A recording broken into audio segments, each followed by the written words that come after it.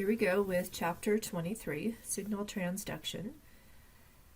This is a nice figure in the 9th edition textbook that shows the idea of crosstalk and how we have different types of receptors. So we will be talking about the G protein coupled receptors and the tyrosine kinase receptors, how there are second messengers like IP3 and DAG.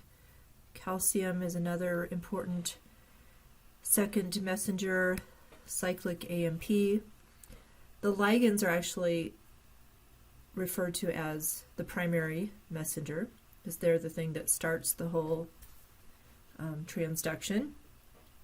And lots of different things can happen when a cell receives a signal from the outside environment. So another common theme is this term phosphorylation, which means putting phosphate groups on proteins. Here you go, phosphorylation of target proteins. Lots of time, many times, the signal transduction can change gene expression, which means it tells the cell, okay, now you need to produce these genes so that you can grow or divide, respond to the environment. So we're going to talk about some of these in general.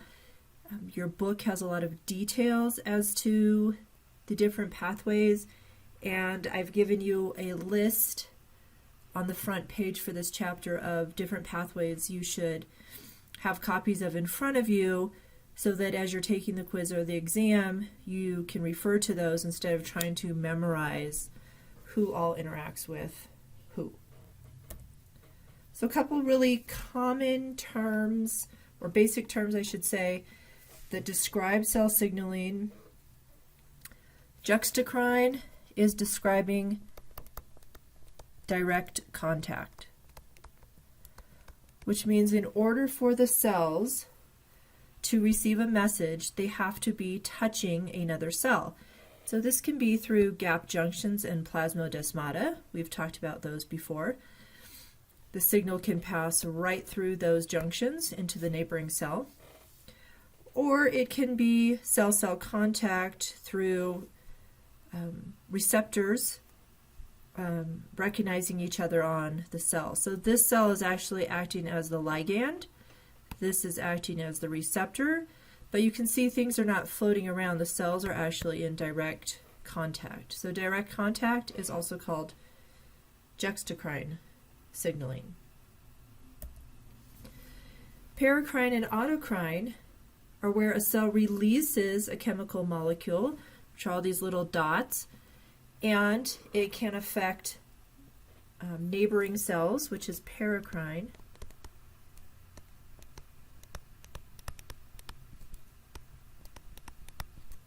And we have talked about neurotransmitters and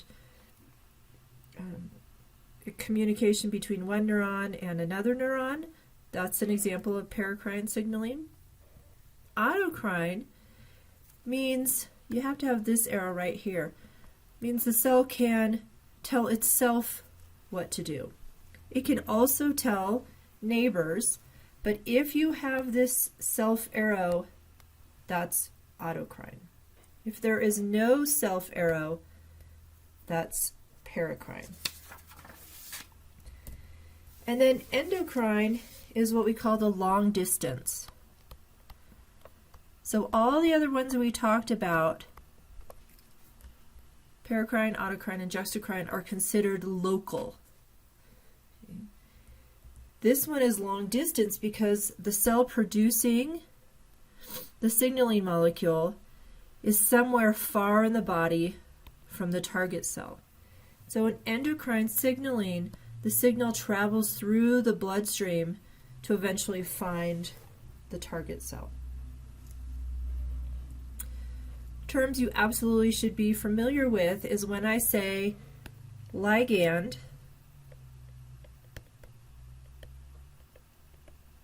I'm talking about the signal molecule. And the protein that will receive that signal is called the receptor. And we'll talk about receptors can be on the plasma membrane, or there are some intracellular receptors. When we say the signal is transduced or there's a signal transduction pathway, what we're saying is that there are groups of proteins and molecules that are now communicating. And what I want you to remember is the old shape equals function. Okay. So what's really happening is the receptor is having a change in shape somehow that's allowing it to interact with this molecule. And this molecule changes shape somehow, which allows it to interact with this molecule. And many times the change in shape is due to a phosphate group. So you get a different charge. It sometimes physically changes the shape of the protein. And so the transduction pathway is kind of like that old game of telephone where someone says a phrase and then you whisper it to the next person, and you see what you get at the end. Okay. Luckily, our signal transduction pathways are very specific, and so we don't get garbled messages. When you get garbled messages at the end, that leads to disease. The response can be lots of different things. The cell can grow, the cell can divide, the cell can turn on new genes, the cell can turn off genes, the cell can move receptors or transporters to the plasma membrane to take in nutrients, for example. So lots of things can happen at this final cell response. But this is the whole point of the signal transduction pathway. And if you just Google signaling pathway, you'll get crazy images, super complex. We're keeping it very simple and talking about some general pathways in this class, but there are semester-long classes, usually in graduate school, on signaling pathways. Research labs are based on studying one signaling pathway, understanding how it works and who interacts, or maybe discovering a drug that can block the pathway or stimulate the pathway. So again, things to be able to recognize are primary messengers,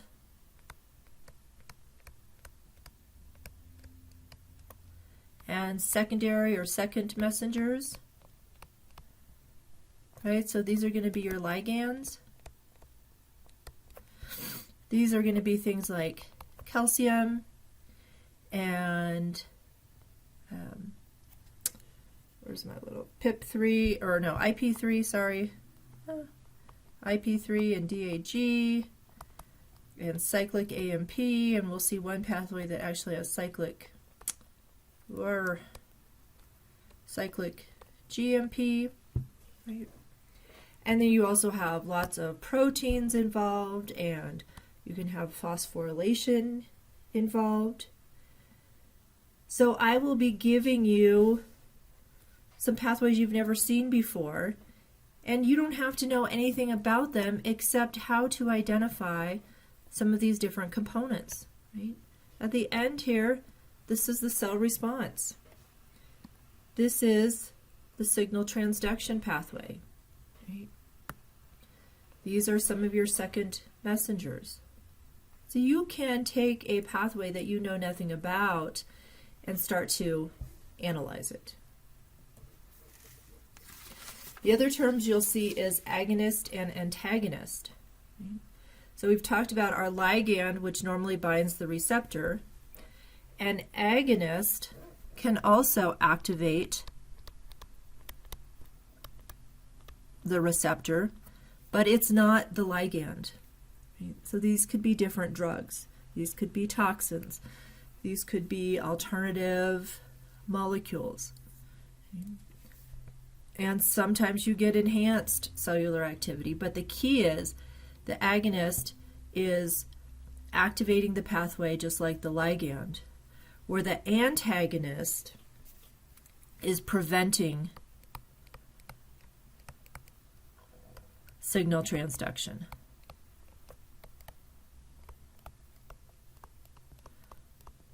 Okay, so here an antagonist drug is binding to the receptor, the ligand can no longer bind, and the signal cannot be transduced. Another important concept is signal amplification, which just means you can start with one molecule and get a large response in the cell because there's many, especially of these secondary or second messengers produced, which can then go and stimulate a whole bunch of PKAs, protein-kinase, which can stimulate more, which can stimulate more. So the signal can be amplified as it transduces through the cell. And finally, general concept, intracellular receptors. We'll come back to this when we talk about hormones. But these are receptors that are not on the plasma membrane, which is here, but they're inside the cell. And in order for these receptors to receive a signal, the signaling molecule must be hydrophobic in order to pass through that plasma membrane. So we're going to talk about lipid-based hormones that are hydrophobic. They can move through the plasma membrane and bind the receptor. Whereas hydrophilic, we've talked about what can go through a membrane. Well, big hydrophilic proteins or molecules cannot. So they have to bind the receptor on the exterior of the cell in order to transduce a signal. So let's talk about a couple different types of receptors. Okay. The first one is the G protein coupled receptor, which means this is a receptor that's going to interact with a G protein. So let's look at this receptor first. The first thing you're going to notice is there are 7 transmembrane domains. So if you saw a picture with a receptor that looked all squiggly like this and you counted 7 transmembrane domains, you would say, aha, G protein coupled receptor. Okay. The N-terminus you can see out here, you can probably barely read that, is in the is on the outside of the cell, so it's what's receiving the signal, so the ligand would bind here. The C-terminus down here is what is going to interact with the G protein. And I know it's really hard to read, but I wanted to show you the GRK, which is G protein coupled kinase.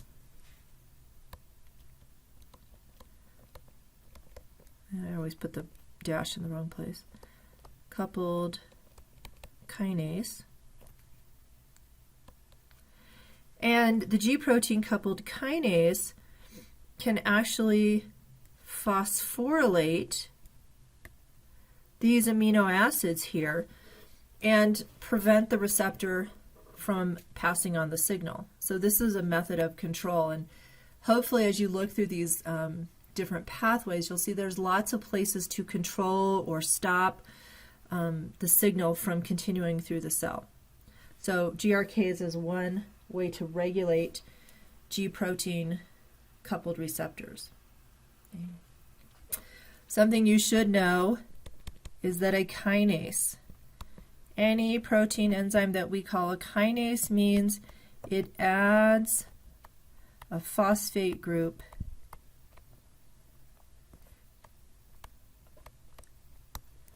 to a molecule, usually a protein. Right? So if you see this plus P or just a P in a circle, that means phosphate. That's what a kinase does, and we talk about lots of kinases in signaling pathways. Okay. This is just a nice picture of a G protein coupled receptor and the G proteins. Again, you start to recognize, okay, here are the second messengers. Right? Here's another protein kinase. What is it doing? it's adding a phosphate to this protein. Here's calcium, another second messenger. Calmodulin we'll talk about in a minute. But again, you see kinase, it's adding a phosphate to a protein. And we get all these different responses. Okay. What I want you to look at here, we're going to zoom in a minute, is how a trimeric G protein works. So this is a trimeric, means 3 parts, shown in blue. And so what's happening with the G protein is when it binds an activated receptor,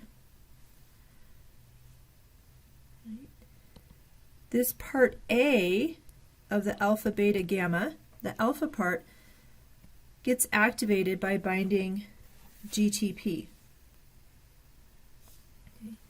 And you're going to see, I'll show you in a minute, that it breaks away from the beta gamma part. One thing I want you to notice in this figure is that alpha and gamma are lipid anchored proteins. Okay, so they're anchored to the lipid, so they're going to move around while staying in contact with the membrane.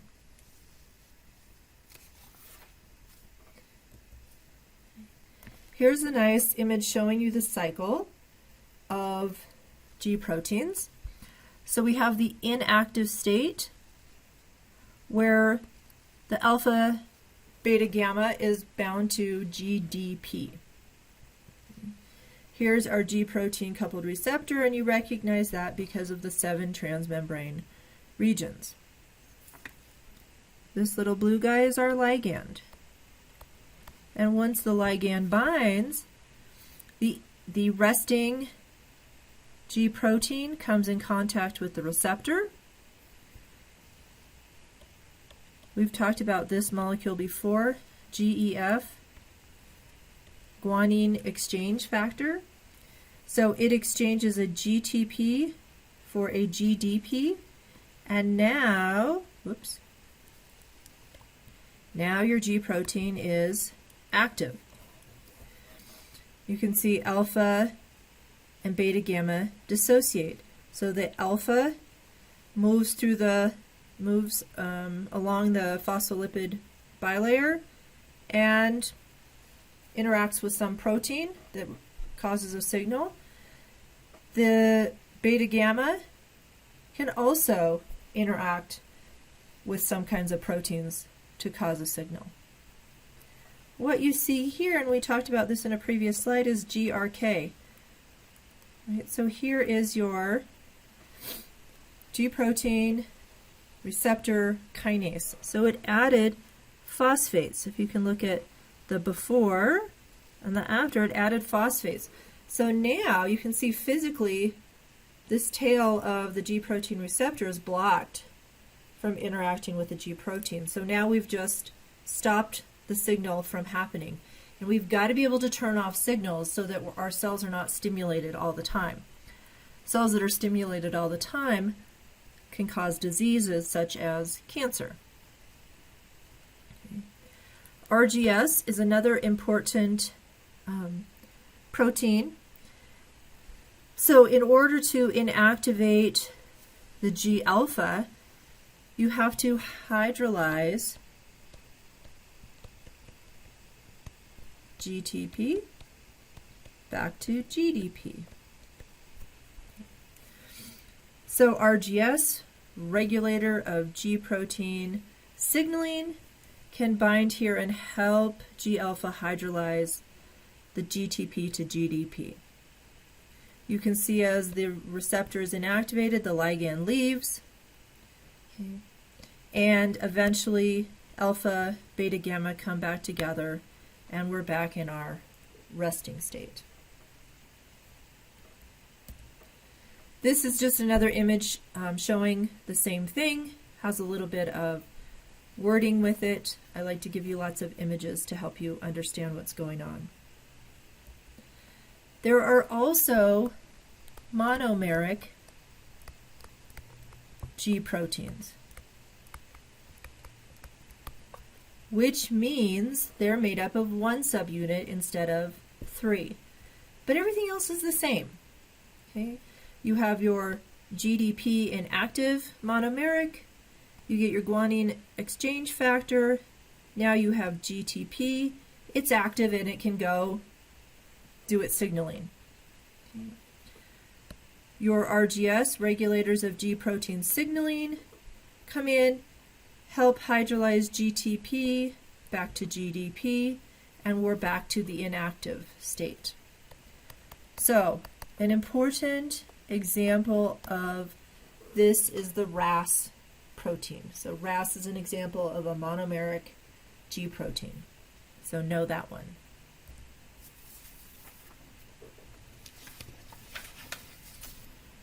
Cyclic AMP. Cyclic AMP is a second messenger.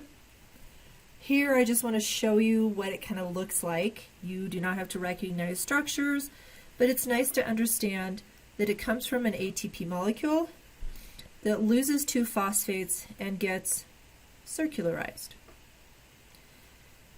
Adenylate cyclase or adenylene cyclase, same thing, same enzyme. They're the enzyme that's the enzyme that converts ATP to cyclic AMP. Phosphodiesterase converts cyclic AMP back to AMP. So this guy is important in stopping this signaling or stopping the action of cyclic AMP, and this enzyme is important in creating cyclic AMP. So as a second messenger, you see cyclic AMP right down here. So in this case, we've got our G protein coupled receptor. We have our trimeric G protein. The alpha is activated. It activates adenylate cyclase, which means now the enzyme can convert ATP to cyclic AMP. This cyclic AMP now activates a protein called protein-kinase A. Protein-kinase A is a kinase, which means it adds phosphate groups to other proteins, and eventually we get a response in the cell. If you have, and what we haven't drawn on here, is cyclic AMP will eventually be converted back to AMP by that phosphodiesterase, which will then stop this pathway. What's interesting is caffeine is an inhibitor of phosphodiesterase, which means phosphodiesterase can't work.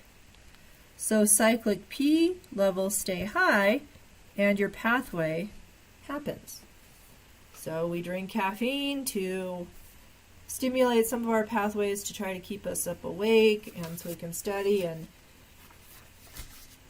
all that unhealthy stuff, right?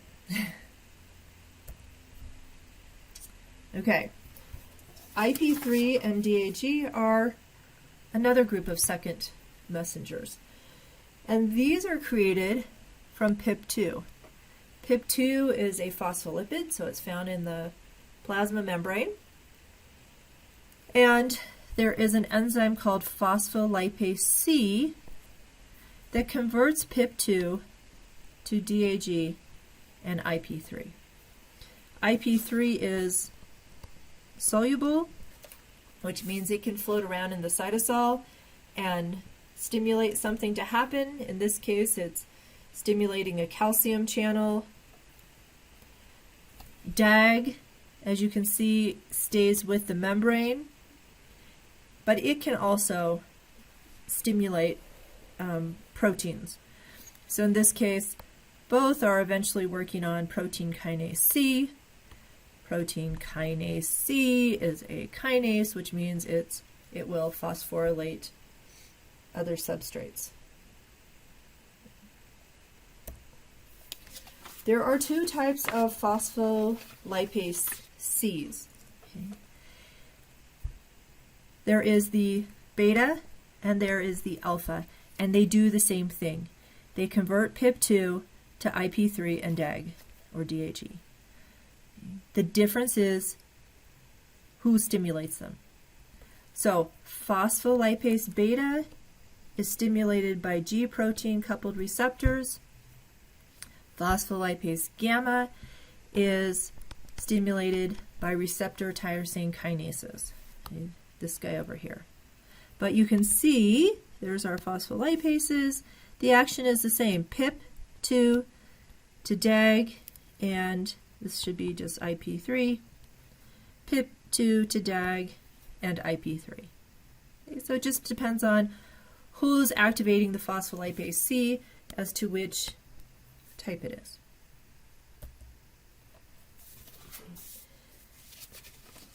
Calcium regulation. Hopefully you've noticed this theme throughout the semester of calcium being important in regulating what happens in the cell. So I like this figure from your textbook because it shows the multiple ways that the calcium levels in the cell can be controlled. So calcium normally is at a very low concentration. So it's about 0.1 micromolar. Outside the cell, it's about 1.2 millimolar. Right? So about 1,000-fold difference. That's huge. So we have to control the calcium, and when we want to use it as a second messenger, we release it into the cytoplasm and change this concentration. So this image shows you some of the ways that calcium is sequestered in the cell. For instance, the mitochondria can take in calcium. The ER can use a calcium ATPase to bring calcium out of the cytosol. Sodium-calcium exchangers and another calcium ATPase can move calcium out. Right? So we can store it in the ER, and then we can receive signals that release it from the ER so that we can get that second messenger into the cytoplasm and able to work as a signaling molecule. Again, here you have phospholipase C gamma, phospholipase C beta. They're both working on increasing intracellular calcium concentrations, but they're stimulated from a G protein coupled receptor or a receptor tyrosine kinase. So keep this figure handy so you don't have to memorize this. You just have to be able to apply your understanding of it.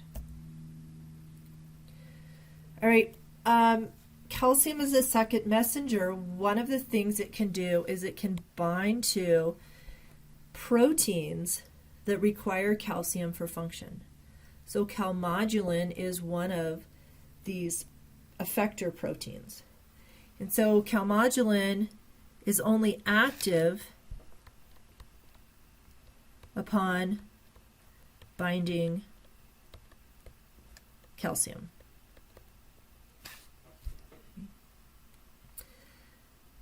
Another calcium binding protein we looked at is synaptogenin.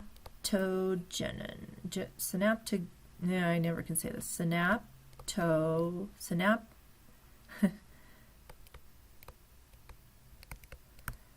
Synaptotagmin. Sorry, synaptotagmin.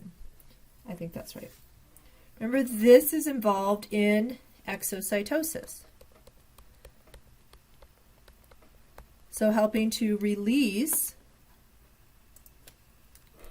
contents in a vesicle. So this is showing a neuron one. We talked about other types of exocytosis in previous chapters. So calcium is involved in binding synaptotagmin and allowing for exocytosis to happen. All right, let's look at another type of excuse me, receptor. and that is the receptor tyrosine kinase, or RTKs. So you notice right off the bat that these look different than G protein coupled receptors. Okay. So some of the first things you'll notice is they actually only have one transmembrane domain, not the 7 like G protein. Okay, just one. When they receive a signaling molecule or a ligand, excuse me, they dimerize. Dimer means 2. So 2 of them come together, and then they phosphorylate. So they're kinases. So they add phosphate groups. So they actually phosphorylate each other, and this is called autophosphorylation. And now they're active. And now they can interact with proteins for the signal transduction.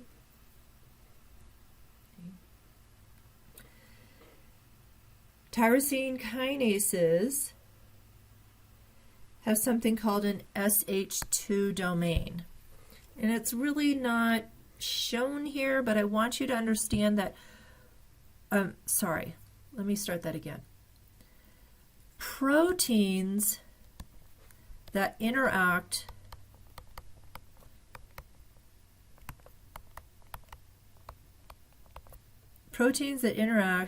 with the phosphorylated receptor tyrosine kinase have an SH2 domain. Okay, so these proteins, these guys in green, have what we call an SH2 domain, which can bind this phosphorylated tyrosine, and then they can become activated.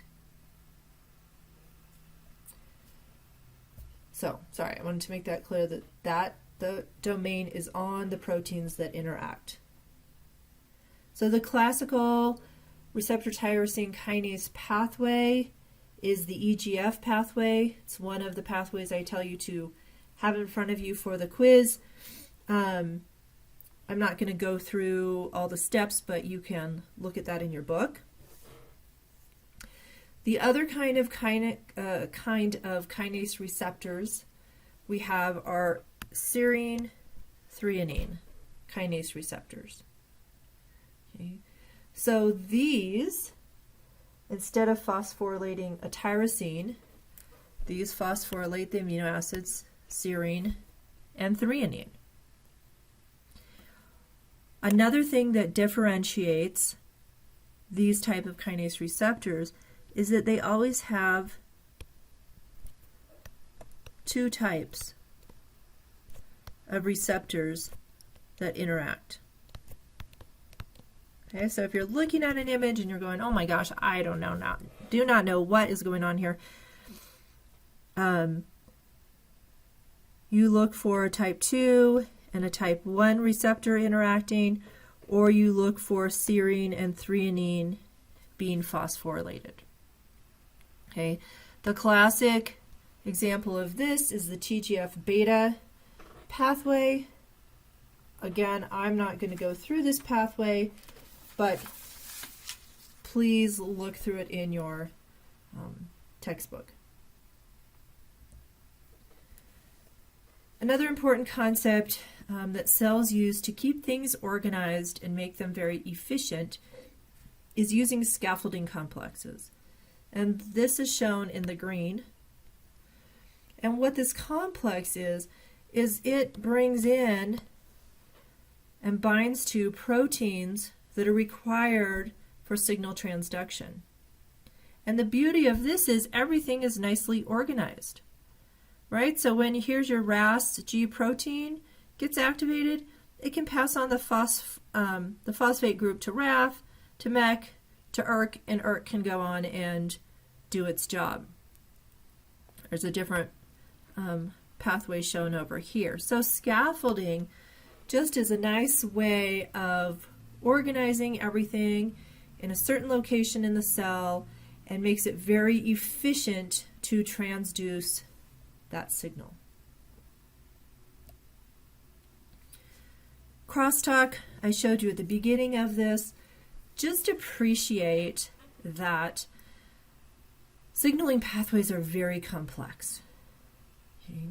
So you've got lots of different types of receptors and second messengers and other proteins that interact, and then they can feed into other pathways. So it's not always just a straight line, but it can be branched. And the way this is controlled in the cells is it depends on what proteins the cells are expressing. So if the cells aren't expressing MAP kinases, then this pathway would never happen, right? Or if they're not expressing AKT, this pathway doesn't happen, or PKA. So there's lots of ways that cells can regulate, and there's lots of ways that cells can bind to a similar ligand and produce different results. It all depends on what is being expressed inside the cell. All right, a couple more slides. Your last section of this chapter is about hormones. Okay, remember hormones are long distance signaling, which means they're going through the bloodstream. We have hydrophilic hormones, which are proteins or peptides. And we have hydrophobic ones, which are lipid-based.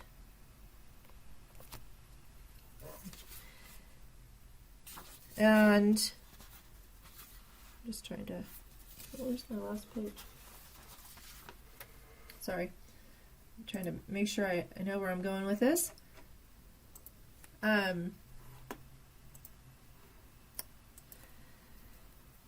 We've talked a lot about signal reception at the plasma membrane. I'm looking at my other computer because I can't.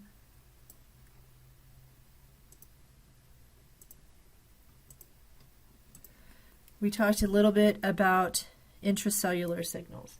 So things like estrogen, testosterone,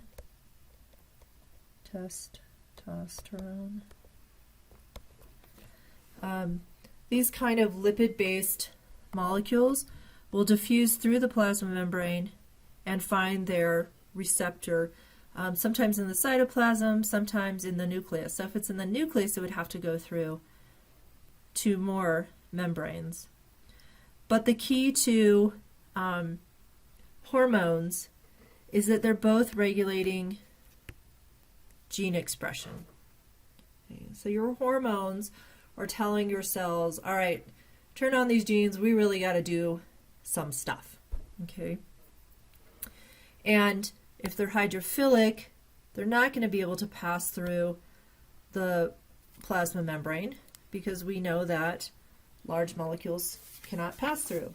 Large hydrophilic molecules cannot pass through the membrane, so they have to have a receptor on the outside of the cell.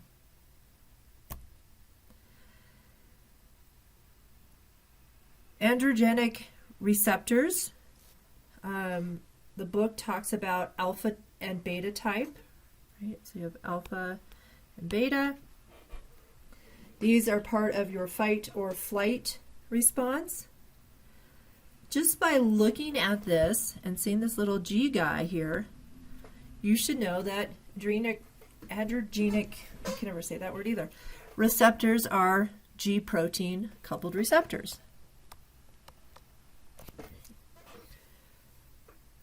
The beta receptors stimulate adenyl cyclase, and your book calls it adenyl cyclase, making cyclic AMP, and glucogenolysis means break down glycogen, right? So release glucose. So remember, in your fight or flight response, you want to have a whole bunch of energy released in the form of glucose, a simple sugar, that you could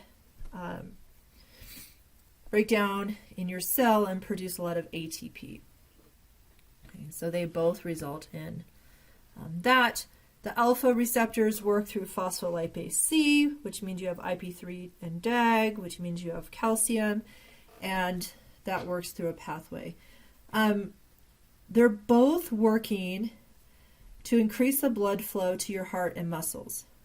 Okay. So this is relaxing the smooth muscles so that the blood can flow better, dilate, and this is contracting smooth muscles around some of the vessels that go to things like your intestines. Okay, so we don't need to spend a lot of time digesting food right now. We need to spend a lot of time running. It's also interesting, some of the smooth muscle contraction is things like contracting the smooth muscles around your hair follicles, right? So if you've heard that phrase, like my hair was standing up on end, right? It's because those smooth muscle around your hair follicles actually contract and your hair stands straight up on end. So lots of interesting results of the ligands, the hormones, epinephrine and norepinephrine. And this just shows a little bit more detail in skeletal muscle. And we've talked about the role of calcium in muscle contraction. So now you can see the pathway that leads to that. We've talked about nerves sending signals. Right? So here's acetylcholine being received, adrenaline being received, okay, and resulting in glycolysis, which means we're using that sugar to make ATP. Insulin is another protein hormone. Remember, and that just means a lot of times we think of hormones like the big ones, estrogen and testosterone. But remember, a hormone really just means something that is produced in one area of the body and acts at a distance. So you should look here and say, oh, insulin is activating some kind of receptor kinase, right? Because these two are interacting together and they're phosphorylating each other. And insulin is acting through multiple proteins, so it actually has two different pathways, the RAS-MAP kinase pathway and then the PIP2 pathway. And what's interesting about insulin is it will result in GLUT4 transporters. So we learned this a long time ago when we talked about membrane transport. It'll actually take the GLUT4 transporters from vesicles in the cytoplasm and bring them, well, insulin doesn't, but the pathway does, brings them to the plasma membrane so that you can start bringing in glucose. So this is when your glucose, your glucose, your sugar levels are high in your blood. And so the cells bring in the glucose to lower that glucose level, that sugar level. So again, I'm not going through all the details, but this is one of the pathways you want to have close to you. And the final pathway the book talked about is nitrous oxide signaling. And I just want to point out, again, we've got calcium involved. We have a new little guy called cyclic GMP, very similar to cyclic AMP. And what happens with this signaling is you get relaxation of your smooth muscles. This is where the drug nitroglycerin comes in. If someone thinks they're having a heart attack, they take nitroglycerin.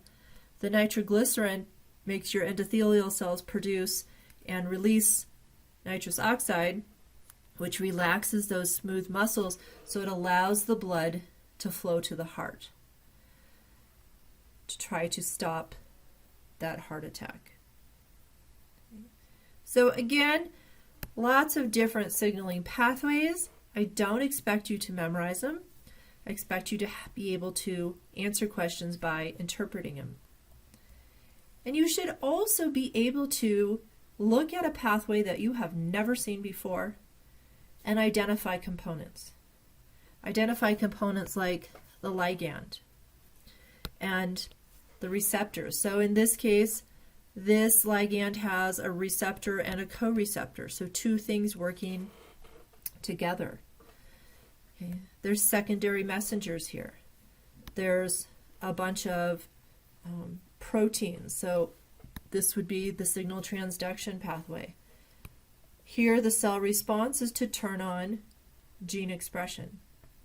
So I will be giving you pathways you haven't seen before and asking you questions about them, and you don't freak out. You don't have to know anything about them. You just have to be able to identify different parts of them.